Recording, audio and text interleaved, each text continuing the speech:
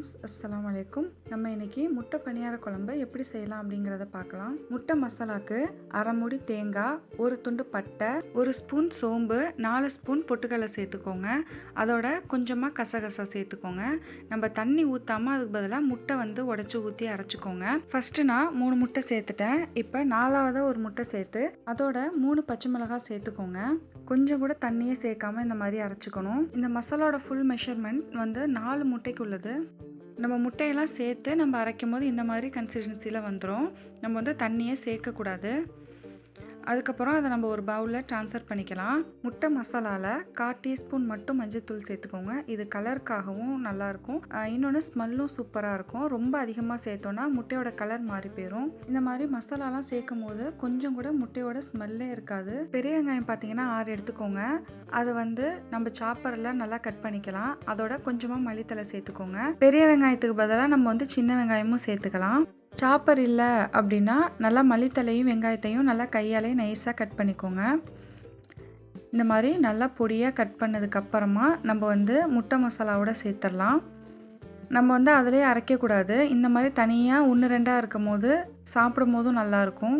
வெங்காயம்லாம் சேர்க்கும் போது முட்டை மசாலா இன்னும் கொஞ்சம் தண்ணியாயிரும். நம்ம இதே மெத்தடில் பிரெட் சாண்ட்விச்சாகவும் செஞ்சு கொடுக்கலாம் பிள்ளைங்களுக்கு. எல்லா மசாலாவும் சேர்த்ததுக்கப்புறம் நம்ம தனியாக எடுத்து வச்சுக்கலாம். இப்போ சால்னா ரெடி பண்ணிடலாம். மீன் சால்னா எப்படி வைப்போமோ அதே மாதிரி எல்லாமே ஃபுல்லாக கரைச்சி எடுத்துக்கோங்க. புளியை நல்லா வடிகட்டி எடுத்துக்கோங்க. 1/4 மூடி தேங்காயில் ஒரு தக்காளி, 1 ஸ்பூன் ஜீரகம் சேர்த்து நல்லா பேஸ்ட்டாக அரைச்சி நம்ம அதோட சேர்த்துக்கலாம். பொடியாக கட் பண்ணி வச்சிருக்கிற ஒரு தக்காளி, 1 டீஸ்பூன் மஞ்சள் தூள், 2 ஸ்பூன் மல்லித்தூள், 3/4 டீஸ்பூன் மட்டும் மிளகாய் தூள் சேர்த்துக்கோங்க. அதோட உப்பு சேர்த்து நல்லா கலந்து விட்டு வச்சுக்கோங்க. இப்போ பாத்திரத்தில் தேவையான அளவு எண்ணெய் சேர்த்து கொஞ்சமாக வெந்தயம், 2 பெரிய வெங்காயம் சேர்த்து நல்லா வதக்கிக்கோங்க. அதோட கொஞ்சமாக கருவேப்பிலை சேர்த்துக்கோங்க. கருவேப்பிலை நல்லா பொரிஞ்சதும் 1/2 ஸ்பூன் மிளகாய் தூள் சேர்த்துக்கோங்க. அடுத்ததாக நம்ம சால்னாக்கு கரைச்சி வச்சுருக்கிற மசாலாவை சேர்த்துடலாம். நல்லா சேர்ந்து நல்லா கொதிக்கட்டும். இது பக்கத்தடுப்பில் அப்படியே மாற்றி வச்சுருங்க. லைட்டாக மூடி போட்டு மீடியம் ஃப்ளேமில் வச்சுருங்க, இல்லாட்டி பொங்கி ஊற்றிடும். இப்போ பணியார சட்டியில் எண்ணெய் சேர்த்துட்டு நம்ம கலந்து வச்சுருக்கிற முட்டை மசாலாவை கொஞ்சம் கொஞ்சமாக சேர்த்துக்கலாம்.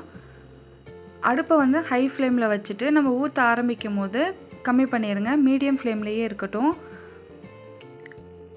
ஏன்னா சட்டி கனமாக இருக்கும் அப்படிங்கிறதுனால டக்குன்னு கருகிரும். அதனால் மீடியம் ஃப்ளேம்லேயே வச்சுக்கோங்க. நல்லா ஹீட் ஆனதுக்கப்புறம் ஃபுல் சிம்மில் வச்சுருங்க. அந்த ஹீட்லேயே நல்லா முட்டை வெந்துடும். இந்த மெத்தடில் முட்டை பணியார குழம்பு செஞ்சு பாருங்கள். ரொம்பவே சூப்பராக இருக்கும். ஸ்மெல் எதுவும் இல்லாமல் நீங்கள் முட்டை செய்ய ஆரம்பிக்கும் போதே நல்ல வாசமாக இருக்கும். நம்ம பட்டை சோம்பு எல்லாம் சேர்க்கறதுனால அவ்வளோதான், ரெடி ஆயிடுச்சு. இதே மாதிரி 1 by 1 எல்லாத்தையுமே நம்ம ரெடி பண்ணி எடுத்து வச்சுக்கலாம். முட்டை பணியாரம் ரெடி பண்ணுறதுக்குள்ளே சால்னாவும் கொதித்து எண்ணெயெல்லாம் பிரிஞ்சு ரெடியாக இருக்குது. இப்போ லாஸ்ட்டாக மல்லித்தலை கொஞ்சமாக தூவிக்கலாம். நம்ம இப்போ வறுத்து வச்சுருக்கிற முட்டை பணியாரத்தை 1 by 1 சேர்த்துக்கோங்க. முட்டை பணியாரம் எவ்வளோ நீங்கள் செய்கிறீங்களோ அதில் பாதியை சால்னாவில் வச்சுக்கோங்க. மிச்சத்தை தனியாக எடுத்து வச்சுக்கோங்க.